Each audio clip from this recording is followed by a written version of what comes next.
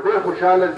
دي بیا چې کله دغه شو کور والا سره ملاقات وکړو د دغه نه مخکې څنګه چې دغه شو بیان ختم شو نو ده ته کور والا سوال جواب وکړو وایي دې کوڅې له لاړه هغې سره خبرې وکړې بیا راغی بس دی چې د راځم له کار مې بیا لاړ چې د غیب شو د استاد پر حساب مټې د مین ځان سره وروړو ډېر خوشحاله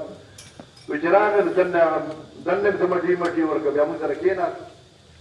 وایي چې کېناستو نو بیا وایي چې زه نن ډېر زیات خوشحاله یم موږ ورته چې په څه خوشحاله وایي چې خوشحاله په دې وه چې زما دا بیبي چې کوم دی نو تېر کال زه حج له تلمه ډېر صاحب حیثیت سړی وم نو چې زه حج له تلم نو ما دې له هم داخله وکړه ځان له مې وکړه دا ډېر دا هم خوشحاله و چې زه پکې لار وشم زه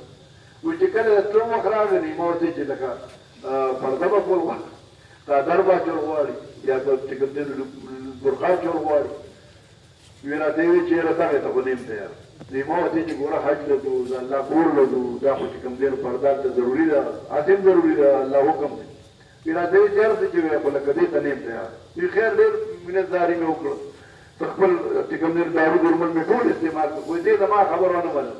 وی ما ته چې بس دا چې لاړ شه بس خپل حج وکړه ما زه نه ځم که نه وی ډېر مینت مې وکړو خو الله نه راغله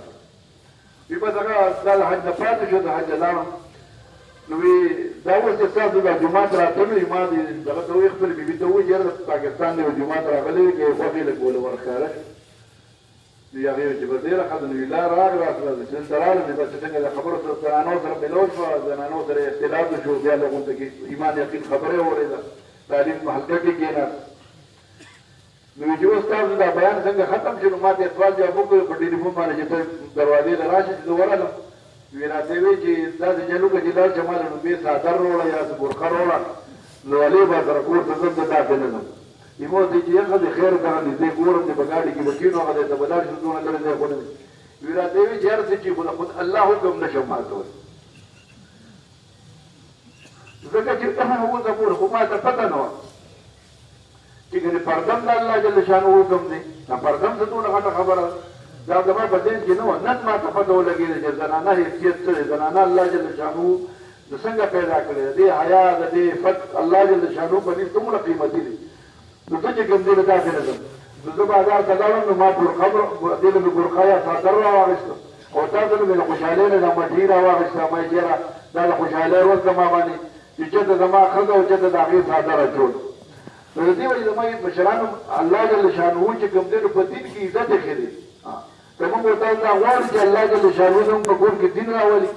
الله سره زموږ د زنانو تعلق جوړ شي زموږ بیبیانې موږ سره الله جل شانو په جنت کې یو ځای کړي د دین الله جل شانو چې کوم دی نو یعنې د دین په نسبت باندې قربانۍ کولو توفیق وله ورکړي د دین چې کوم دی نو الله جل شانو د دین دپاره چې کوم دی نو قرباني وکړي د الله د دین دپاره په خپل ملک کې دننه وختونه ولګوي په بهر ملکونو کې وختونه ولګوي نو زما عزتونه د هغې لپاره به د خپلې بیبیانې ځان سره اغوښتل غواړي د هغې به چې کوم دی نو کور کې به تعلیم کول غواړي دغه شان دویمې درېمې تېرونې له به ځان سره بوتل غواړي چې د جومات راشي د هغې نصرت له بتل غواړي محله کې تعلیم کېږي هغه تعلیم له به د هغې لپاره کوشش کوو چې تعلیم فرض باندې چې کوم دی نو دي دغه یعنې دغه حلقه کې ته لاړه شي دی حلقه کې د هغې به ذهن جوړېږي الله سره به تعلق جوړېږي د دین شوق او جذبه یې پیدا کېږي ډېرې زنانې زما عزتمنو داسې دي چې د هغې سره د پلار د کور بلا کالي لیکن د دې خبره چې کوم دی نو قیمت وړاندې نه وي بس زکات نه ورکوي خبر نه دي غریبانان اوس دا خو معلوم کېږي چې موږ به تاسو ځان سره د الله د دین دپاره وباسو د دین چې کوم دی نو اهمیت ورته معلوم شي د الله د حکم قیمت ورته معلوم شي بیا به د الله جل شانو د دین دپاره هره قرباني زموږ عزتمنو زنانو کې زبردسته قربانۍ چې کوم دی نو جذبه ده ډېرې قربانۍ والا چې کوم دی نو د الله جل شانو چې کوم دی زنانو کې زبردست صفت یې ښه دی خو صرف ټوله خبره ده چې ماحول د غریبانانو بدل دی او زموږ عزتمندو که ماحول نه جوړ هغې باندې خواري نه کوو هغې باندې محنت نه کوو نو زموږ عزتمندو موږ به تاسو به د هغې د لاسه پریشانه کېږو هغې به چې کوم دی نو رسمونه او رواجونه کور ته راته نه کوي او موږ به تاسو به د هغې چې کوم دی نو زموږ به ستاسو مال به په هغې باندې لګي زموږ به ستاسو دا اوس تاسو ګورئ دا څومره بد حال دی دا د څه د وجې زموږ عزتمندو دین نشته د دین د نشوالي د وجې چې کوم دی نو غریب هم مالدار پریشان دی مالدار هم پریشان دی امیر صاحب هم پریشان دی او غیر امیر صاحب هم پریشان دی ځکه چې دین نشته د دین حقیقت شته نه او چې حقیقت دی نو په نقل باندې څه کېږي نه په نقل باندې خو یو څو ورځې به چې کوم دی نو ته کار وکړې نو اصل خو نه نو اصل به زما عزتمندو د الله جل شانو حکمونه موږ چمتي کړو د الله د دې طریقې راشي د هغې لپاره به خپل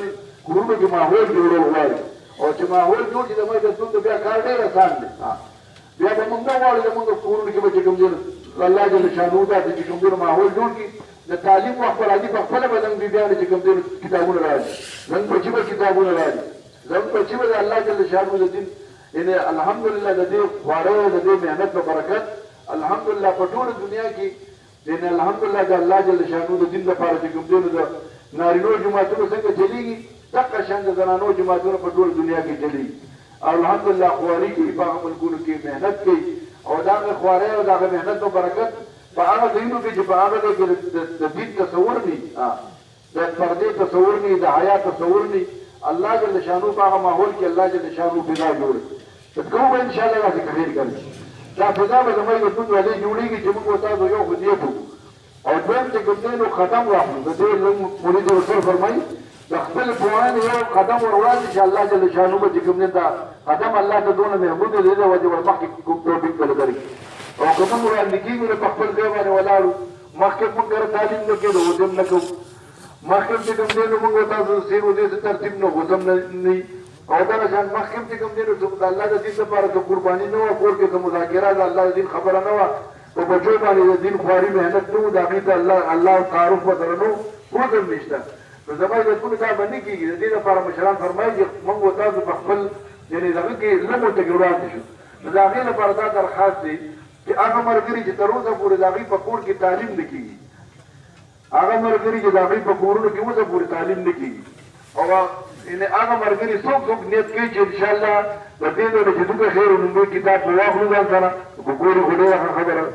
کدي ځان سره به د فضل اعمال او فضل صدقات کتاب واخلو او روزانه به چې کم از کم 15 منټ 20 منټ یا نیمه ګنټه دونه سړي چې کوم ځای استعداد موږ په خپل کور کې تعلیم کوو دا د چا اراده ده خیر صرف لا الله استاد دا قرباني قبول کړي